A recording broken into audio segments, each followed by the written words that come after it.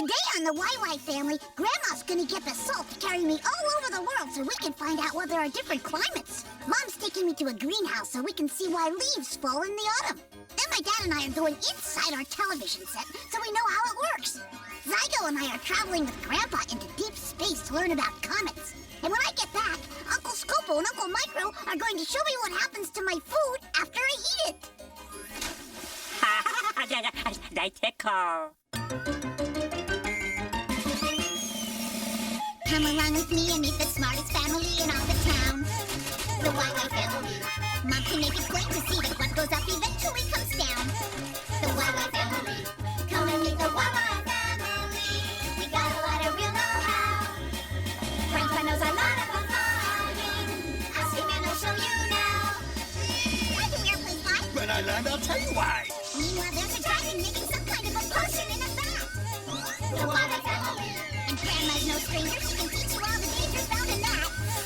The YY family. Max is unforgettable, marvel why. I know copy kind of guy. Maybe he can show you the answer now. If you want to take a look inside. Everybody's in a lather. Rushing, wondering what's the matter. Every person hears a cry. He rushes to the baby side. What's the deal? What could it be? Just as the YY family.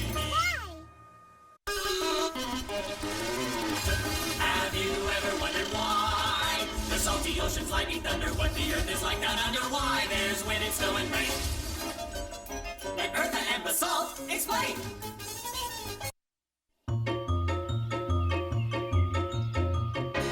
I can't take it anymore. Salt! No! The pool is empty! Oh, steady. Gosh, Basalt, even I know you should make sure a pool is safe before you jump in it. Now you tell me. Be patient, Basalt. We live in a climate where heat waves never last very long. What's a climate? Climate means the kind of weather that's likely in a particular area. That's not how I wanted to cool off. As you know, the sun shines on our planet, but it warms some parts of the Earth more than others. Here's the middle of the Earth, the equator.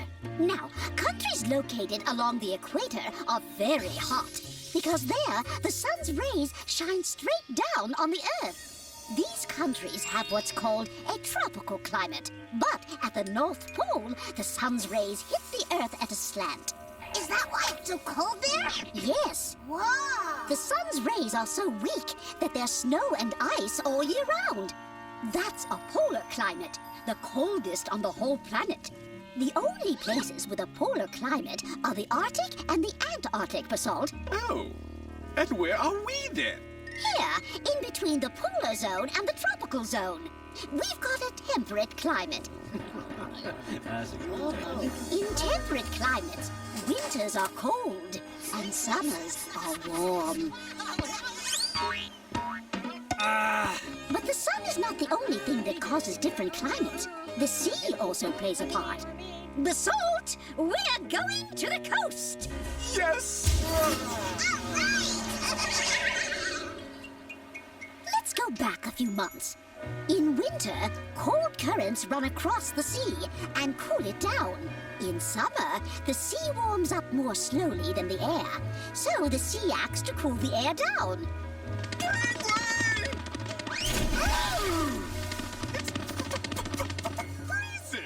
That's what I've been saying, Basalt. The summer has just begun, and the sea hasn't had time to warm up yet. Throughout the summer, the sea stores the sun's heat. In winter, this heat is released into the air, warming it up. And that's why winters are milder by the sea. Now, there's a third factor that can affect climate. Mountains. I liked it better by the sea. It was warmer. That's because air gets colder as we move up. It's raining? Oh, it's not my fault. The wind has blown me here, and now it wants to push me all the way up the mountain, but it's too cold up here. You see, Victor, when the clouds come up to a mountain, they move further up.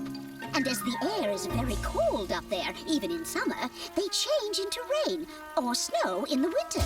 Over the next few days, the temperature should drop. Did you hear that, Basalt?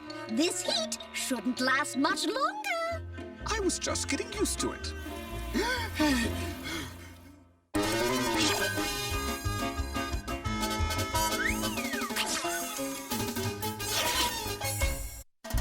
Hey, the questions that you have are not too serious. The animals and plants are not so mysterious, so have no fear.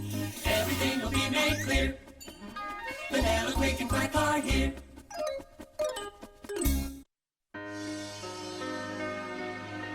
Oh, boy, I thought I'd never get those leaves raked. Hey, don't back here with my teddy bear, Quack!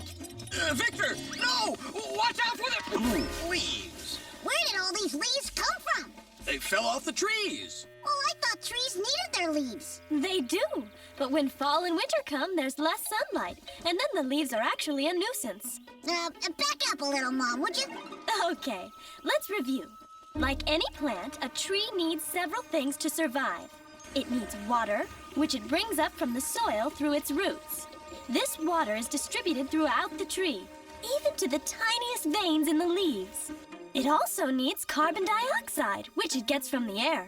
You taught me we give off carbon dioxide when we breathe out. Very good, Victor. Finally, the tree needs chlorophyll. It's what makes plants green. And because of chlorophyll, the leaves are able to use energy from sunlight to change water and carbon dioxide into sugar, which is then carried throughout the whole tree. That doesn't sound like a nuisance to me, Mom. Sounds pretty important. Yes, it is. But in the fall, the sunlight gets weaker. There's not enough of it for the chlorophyll to do its job, so it disappears. In the fall, days grow shorter. The sun remains lower on the horizon. And it casts less light. And it gets colder. Freezing. So trees have to protect themselves to survive the winter. Is that why they undress? That sure is an odd way of protecting themselves. You see, its leaves contain a lot of water. That means they can freeze. And since they can't make food for the tree anymore, the tree gets rid of them. Yeah, all over the lawn. A tree that sheds its leaves is called deciduous. He kinda looks dead. Oh, it's very much alive. Come and see. It's getting ready for spring. Mommy, what's this? Go ahead and taste it. It's sugar. Right. During the winter, the tree lives on the reserves it's built in its trunk and branches during spring and summer. Doesn't it even drink from its roots anymore? When it can, but most of the time the ground is frozen. First floor. Stand back. Last delivery for the third branch on the right. What are all these corks for? The tree makes them in the fall to stop the sap from circulating in the leaves. So that's why leaves lose their color and die? Yes, but dead leaves are very useful too. They enrich the soil from which the tree's roots, even in the winter, draw the substances the tree needs to grow. And your dead leaves gotta get out of the way of the buds that turn into new leaves. Look. These little corks protect the buds until the spring when the sun's rays will become warmer. Tropical and equatorial plants are always green because they live in areas where the sun shines all year round. So, if there's no winter, they don't need to lose their leaves. Then they don't change to pretty colors in the fall. Hey! Well, at least they don't have to rake any leaves.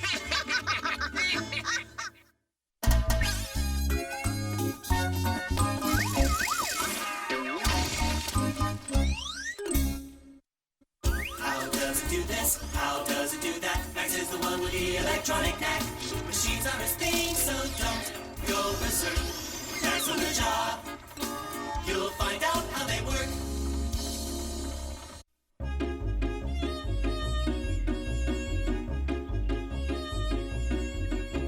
Hi, Victor. What are you watching? Nothing. The TV's not working. What do you mean? It has to work. It's almost time for the cartoons. Careful, Micro. You might break it. Dad, the television isn't working. I'll check it out. Aha! I think I see the problem. That was pretty good, Dad.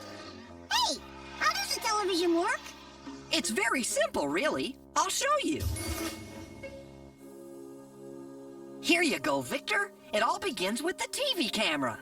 Good evening, I'm Peter Vapid with the 6 o'clock news. Dad, can I see? Okay, Victor.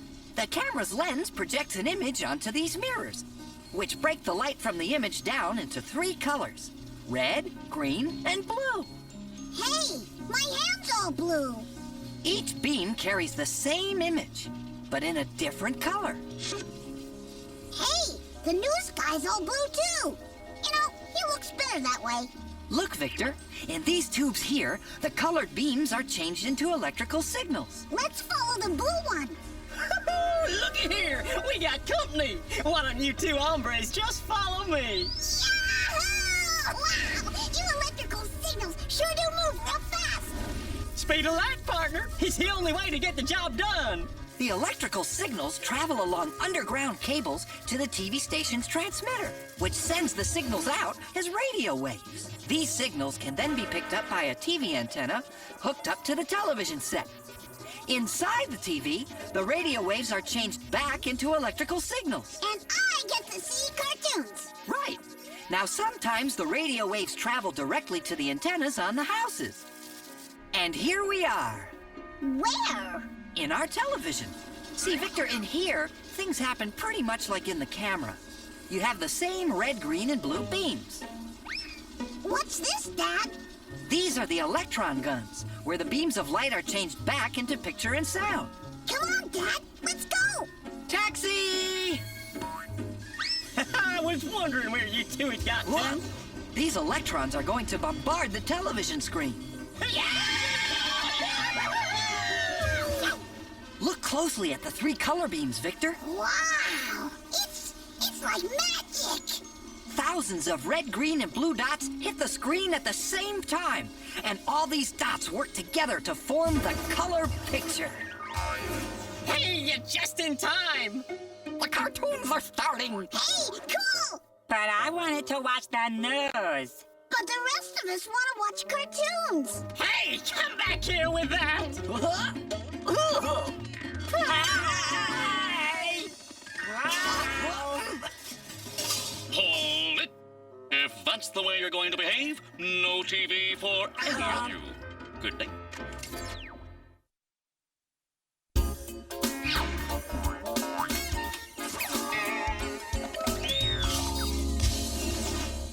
Who has all the answers about the sun and moon and stars? That would be Zygo and Magic. Who can tell us all about the atmosphere and Mars? That would be Zygo and Magic. Pick a spot in outer space, they've been all around the place. Zygo and Magic, here they come. Whoa, that's great, Dad. Do it again, please. Oh, must we? Wow, that's the coolest one yet. It's still up there. That's no firework. It's a comet. What's a comet? Come on, I'll show you. Here, take a good look. So that's a comet? You know, it kind of looks like a snowball. Very good, Victor. Astronomers sometimes refer to comets as dirty snowballs. They're made up of ice, dust, rock, and gas. What do you say we take a really close look? There's a comet straight ahead. Oh, it's getting pretty cold here. Well, we are in the outer solar system. The sun is billions of miles away. Ah, we're passing Pluto now, the furthest planet from the sun. But where comets come from is even further away. How can we see them if they're so far away? Comets move in wide trajectories around our sun. But some of them orbit in an oval or ellipse that brings them closer to the Earth. That's when you can see them. Aha! And that seems to be where this one is heading. We'll follow it. You know, now that I think about it, it was cool and refreshing in the outer solar system. Look how bright it's getting. That's because the sun is melting the ice and the light is reflecting off of it. It looks like it has golden hair. The ancient Greeks thought so too. In fact, the word comet comes from the Greek word for hair. But the comet's tail is really just dust and gas that's released as the ice melts. As the comet gets closer to the sun, the solar wind drives the dust and gas away from the comet. This is why the comet's tail always points away from the sun. A comet's tail can stretch millions of miles. I had no idea comets were so big. They're really not that big. It's just that they get sort of stretched out. In fact, you could fit all of the solid matter that makes up a comet into a suitcase. Now, Victor, as the comet moves away from the sun, it freezes again. And goes back to being a big, dirty snowball in outer space. Exactly. How often do we see comets, Grandpa Matic? Well, it varies. Comets' orbits are highly irregular. There's one comet, called Enki, whose orbit carries it around Mars and the sun. It's visible every 3 years. But each time it approaches the sun, it loses some of its matter, so it's slowly growing smaller and duller. The most famous comet, Halley's Comet, appears every 76 years. Another comet, Kohoutek, takes 200,000 years to complete one orbit. I think that about covers comets. Can we go home now? Sure we can. After I tell Victor that there are lots of comets out there. We only see a few of them from Earth. I think Zygo's allergic to comets.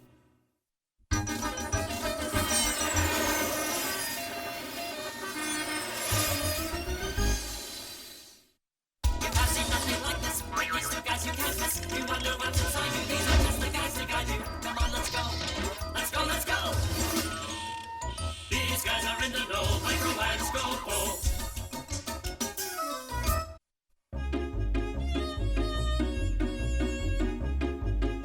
Don't eat so much, Scopo. You're gonna make yourself sick.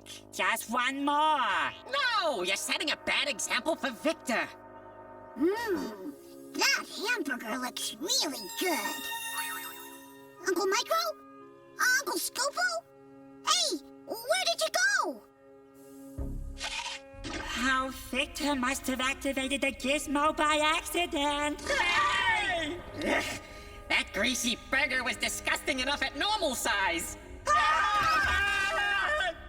Victor, stop chewing! The gizmo zapped us into your mouth. We've got to get out of here, or we're going to end up the same way your food does.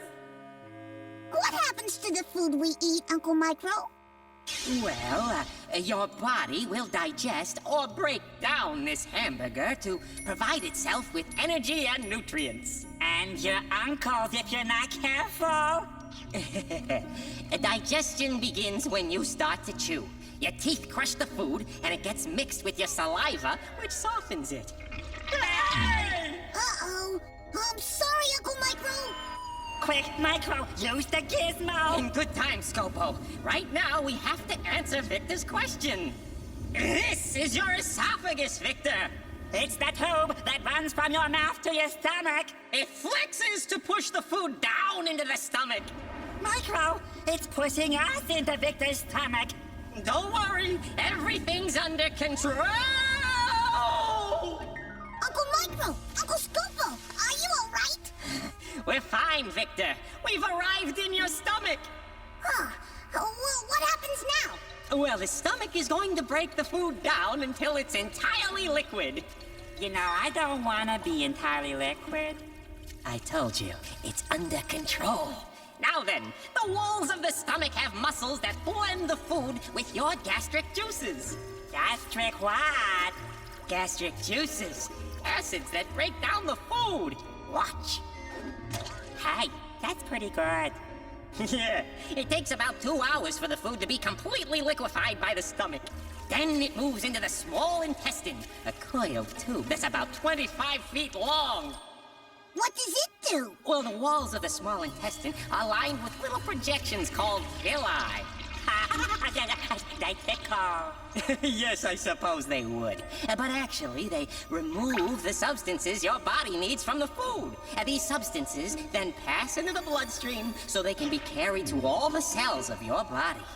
That's how your body grows and stays healthy. What's left passes into the large intestine, which absorbs some of the water. After that, your body gets rid of anything it has no use for. Oh, Micro, I think it's gonna get rid of us if we don't get out of here. Oh, we don't want that. Wow. Oh. Thank Thanks, Uncle Michael. That was really interesting. Now, can you show me what happens when we eat a chili dog?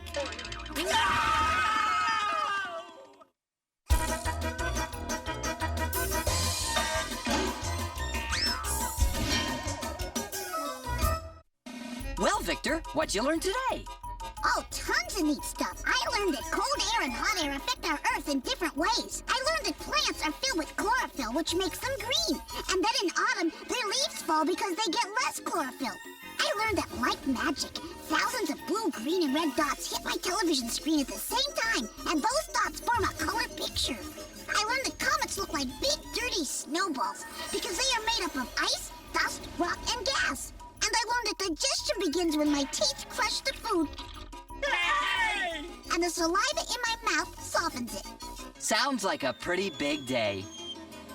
It was, but I still have plenty of questions left for next time.